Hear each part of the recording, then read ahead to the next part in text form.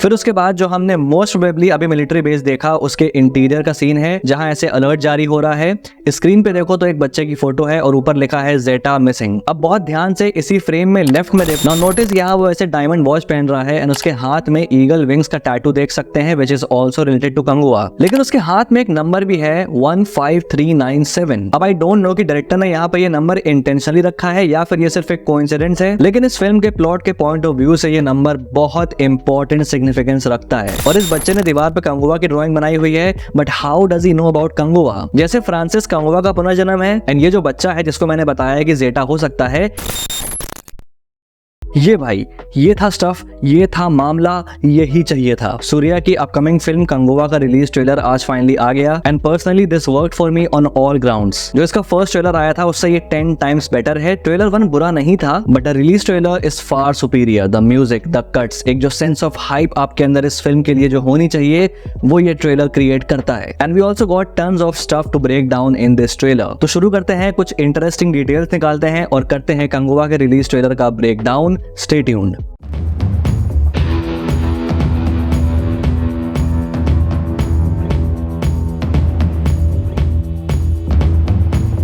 अब ट्रेलर में जैसा हमें 2 टाइमलाइंस दिखाई जा रही हैं, पास्ट और प्रेजेंट, जहां पास्ट में सूर्या इस कंगुआ एक फियर्स वॉरियर और अपने क्लैन का राजा या लीडर, वहीं दूसरी तरफ प्रेजेंट डे में we have Suriya as Francis, clearly एक अमीर और एक पार्टी परिंदा, ओवरऑल एक केयरफ्री और एक जॉली कैरेक्टर। और ऐसा कुछ सिमिलर हमने सूर्या की एक प्रीवियस फिल्म सॉम अरेबू में देखा था, या हिंदी में जो चेन्नई वर्सेस चाइना नाम से फेमस है, जहां Suriya is seen as Bodhidharman और प्रेजेंट डे में ही इज अरविंद। बट वहां उस फिल्म में अरविंद को एक डिसेंडेंट या फिर एक वंशज दिखाया गया है बोधिधर्मन का, जिसके डीएनए में बोधिधर्मन की मेमोरीज हैं। बट कंगुआ में जो कॉन्सेप्ट हमें देखने को मिलेगा वो होगा रीइंकार्नेशन या फिर पुनर्जन्म का, जो कि ट्रेलर खुद क्लियर कर देता है बिग लेटर्स में। तो रीइंकार्नेशन के ही लॉजिक को ध्यान में रख के बाकी चीजों पर बात करेंगे इसके ऊपर। और हाँ, ये ध्यान रखना कि भले रीइंकार्नेशन है लेकिन उसी के साथ साथ एक बहुत ही इंटरेस्टिंग प्लॉट पॉइंट भी है, उसके ऊपर भी बात करेंगे। तो ट्रेलर शुरू होता है इस पूरे लैंडस्केप से जहां हमें ये छोटी सी सेटलमेंट दिखाई जाती है जहां कंगुआ और उसके लोग रहते हैं, जो कि हम यहाँ झोपड़ी वगैरह देख के अंदाजा लगा सकते हैं। और बहुत क्लोजली यहाँ देखो तो ऐसे एक पूरे लोग फॉर्मेशन में जा रहे हैं एंड ये कंगुआ और उसकी आर्मी है, जो कि हम इस सीन में समझ सकते हैं, जहां ये सेम ईगल जो हमने यहाँ पर देखा वो ही कंगुआ के पास से उड़ के जा रहा है। फिर नेक्स्ट सीन देखो तो ऐसे पूरा खेत का इलाका है जहां कुछ लोग ऐसे टॉर्च लेके सर्च कर रहे हैं। अब सिंस ये टॉर्चेस हैं तो मतलब ये प्रेजेंट डे का सीन है। एंड नेक्स्ट फ्रेम में ध्यान दो तो यहाँ एक बच्चा है जो ऐसे झाड़ियों के बीच में से भाग रहा है एंड ये इसी सीन का पार्ट है और ये सारे लोग इसी बच्चे को ढूंढ रहे हैं। क्यों ढूंढ रहे हैं, क्या माजरा है, अभी सब कुछ आगे इन डिटेल समझ में आ जाएगा। फिर नेक्स्ट सीन में हमें बॉबी देओल के कैरेक्टर उधिरन का इलाका दिखाया जाता है जहां पर वो और उसके लोग रहते हैं। फिर उसके बाद दोबारा से प्रेजेंट डे का सीन जहां ऐसे ये जो पूरी जगह है काइंड ऑफ एक सिक्योर्ड मिलिट्री बेस जैसा लग रहा है, जहां हम ऐसे हेलीकॉप्टर्स देख सकते हैं, मिलिट्री व्हीकल्स और मिलिट्री पर्सनल्स भी। थोड़ा सा इसको देख के मुझे वो मरीन्स का बेस याद आता है जो कि हमने एवाटार फिल्म में देखा था। एंड यहाँ ऐसे पीछे बिल्डिंग देखो तो ये माइट भी कोई ऐसा सीक्रेट साइंस डिवीजन हो सकता है। फिर उसके बाद जो हमने मोस्ट प्रोबेबली अभी मिलिट्री बेस देखा उसके इंटीरियर का सीन है जहां ऐसे अलर्ट जारी हो रहा है। स्क्रीन पे देखो तो एक बच्चे की फोटो है और ऊपर लिखा है जेटा मिसिंग। अब बहुत ध्यान से इसी फ्रेम में लेफ्ट में देखो तो हम यहाँ पर कुछ डिटेल्स देख सकते हैं। अब यहाँ देखो सबसे टॉप पे लिखा है सुपर सोल्जर डेटा, जिसका कोड नेम जेटा है, जिसका लेवल ग्रेड X है और स्किल्स एडवांस हैं और कॉशन लेवल हाई। तो जैसा मैंने अभी अनुमान लगाया कि एक मिलिट्री बेस है, that turns out to be true. और ये जो जेटा हम यहाँ पे देख रहे हैं, ये जो बच्चा है, ये एक सुपर सोल्जर प्रोग्राम का सब्जेक्ट है और ये इस बेस से भाग चुका है। और इसीलिए प्रीवियस सीन में ऐसे हड़बड़ी मच रही है और सारे मिलिट्री पर्सनल्स रेडी हो रहे हैं जेटा को सर्च करने के लिए। फिर नेक्स्ट सीन में हम यहाँ एक मोटेल देख सकते हैं, ला विक्टोरिया मोटेल, जहां ऐसे हेलीकॉप्टर्स रेड कर रहे हैं और ये वही सेम मिलिट्री वाले हैं। और यहाँ देखो तो कुछ ऑर्डिनरी लोग हैं जिनके हाथ में गन भी है, जिनको ये लोग मार रहे हैं। तो मोस्ट प्रोबेबली ये जो मिलिट्री वाले लोग हैं यहाँ पर जेटा को ढूंढने आए हैं और ये उसकी लोकेशन हो सकती है। माइट भी जेटा यहाँ पे इस मोटेल में छुपा हुआ हो और ये लोग उसे प्रोटेक्ट कर रहे होंगे। एडिशनल डिटेल्स अभी आगे बताऊंगा। फिर वापस से हमें सूर्या का मास्क वाला लुक देखने को मिलता है जहां he is leading his tribe. और फिर ये लेडी जो कंगुआ को एलिवेट कर रही है उसका डिस्क्रिप्शन देके फिर उसके बाद हम ये शिप देख सकते हैं जहां पर ये सोल्जर्स हैं, जिनको लेके ट्रेलर 1 से कंफ्यूजन थी कि आखिर ये लोग एग्जैक्टली हैं कौन। तो इसका जवाब हमें यहाँ पर मिल जाता है इनकी शील्ड में। अब ये जो शील्ड की डिजाइन है ये रोमन शील्ड्स हैं जो कि उस जमाने में सोल्जर्स यूज करते थे, इंप्लाइंग कि ये रोमन सोल्जर्स हैं। फिर यहाँ हम देख सकते हैं एक बच्चा जो कि ऐसे ड्राइंग कर रहा है दीवार पे and this drawing looks very similar. कहीं तो देखा है।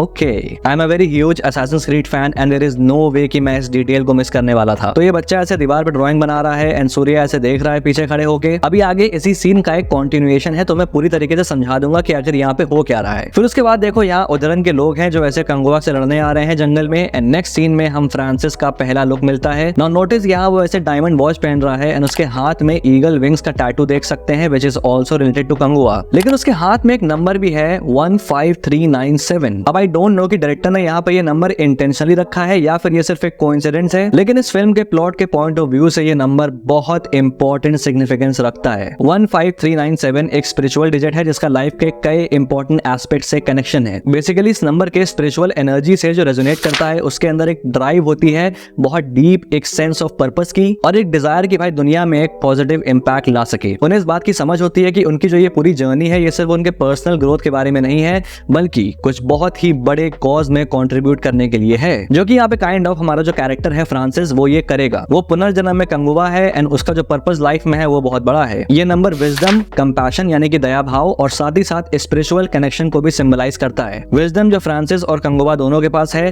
कंपैशन अगेन दोनों के पास है एंड स्पिरिचुअल कनेक्शन जो कि फ्रांसिस का कंगुआ से है क्योंकि वो उसका पुनर्जन्म है। सो आई एग्जैक्टली डोंट नो कि ये कोइंसिडेंस है या फिर पर्पसली ये नंबर को यहाँ पर दिया गया है, लेकिन अगर पर्पसली दिया गया है तो हैट्स ऑफ, बहुत बढ़िया डिटेल है। फिर भी get a look at Suriya as Kanguva and also as Francis and I just love the contrast between the two characters. फिर हम यहाँ फ्रांसिस को कुछ लोगों से फाइट करते हुए देखते हैं but that's not important. Important is कि यहाँ इस फ्रेम में योगी बाबू भी हैं। फिर शॉट्स आते हैं आगे जहाँ कंगुआ और फ्रांसिस के बीच में सीन स्विच होते हैं। इधर कंगुआ जंगल में फाइट कर रहा है और इधर फ्रांसिस देखो तो प्लेन में लड़ाई कर रहा है। क्यों और किससे?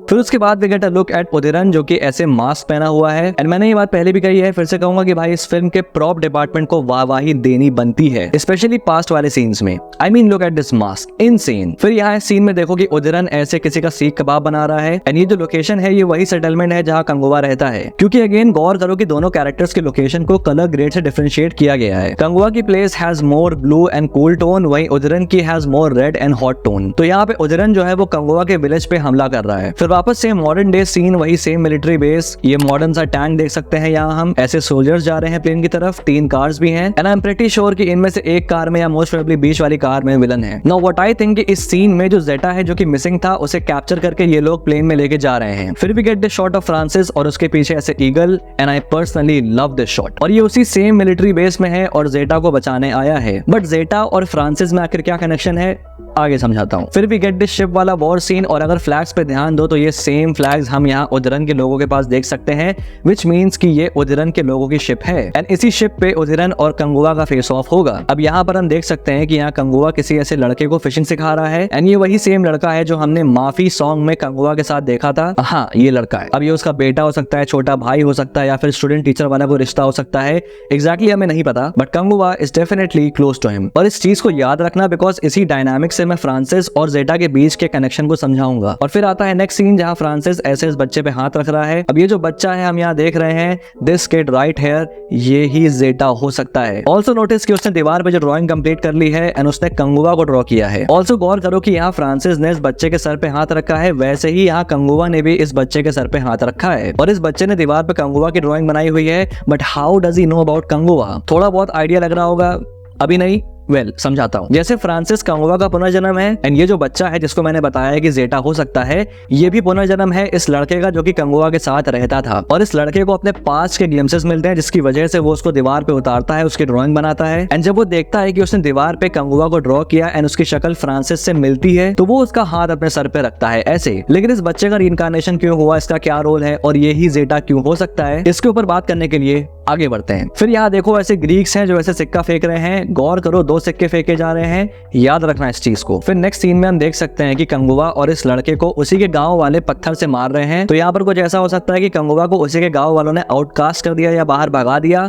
क्यों किया ऐसा? भाई 14 नवंबर के लिए कुछ बचा लो, मतलब हाँ, इतना क्लियर है कि कंगुवा को कोई उसी के क्लैन का बंदा धोखा देगा, जो कि हम यहाँ पर देख सकते हैं। और इसका ड्रेस देखो तो ये कंगुवा के ही क्लैन का है, और देखो इसके हाथ में 2 सिक्के हैं, वही सेम 2 सिक्के जो कि यहाँ पर ये रोमन उसे दे रहा है। तो यहाँ पर रोमन सा कोई प्लान हो सकता है जहाँ पे कंगुवा के ही एक आदमी को घूस देकर उसे कंगुवा के अगेंस्ट कर देंगे, एंड देन उसके अगेंस्ट प्लॉटिंग होगी, जिसकी वजह से कंगुवा के गांव वाले उसे भगा देंगे। एंड फिर नेक्स्ट फ्रेम में लिख के भी आता है बिट्रेयल। एंड इस बिट्रेयल से सिर्फ यही नहीं, माइट बी इस बिट्रेयल की वजह से कंगुवा भी मारा जाएगा, बिकॉज ऑब्वियसली कंगुवा मरेगा तभी उसका पुनर्जन्म एज फ्रांसिस होगा। अब यहाँ से जोड़ते हैं सारी कड़ी और बनाते हैं थ्योरी। अब ये जो बच्चा है जो कि इसी लड़के का रीइंकार्नेशन है, यही जेटा है, एक सुपर सोल्जर सब्जेक्ट जिसके ऊपर ये मिलिट्री वाले एक्सपेरिमेंट कर रहे हैं। एंड ये बच्चा भाग जाता है उस मिलिट्री बेस से, एंड फ्रांसिस के पास किसी तरह से पहुंच जाता है, जहां उसको अपने पिछले जन्म के फ्लैशबैक मिलेंगे और उसको ड्राइंग बनाएगा, एंड वहां पर वो कंगुवा को बनाएगा, जहां पर उसे देख के समझ आएगा कि फ्रांसिस उसके लिए कितना इंपॉर्टेंट है। तो यहाँ पर काइंड ऑफ एक रेट्रिब्यूशन वाला एंगल भी आ सकता है, जहां पर कंगुवा पिछले जन्म में मर गया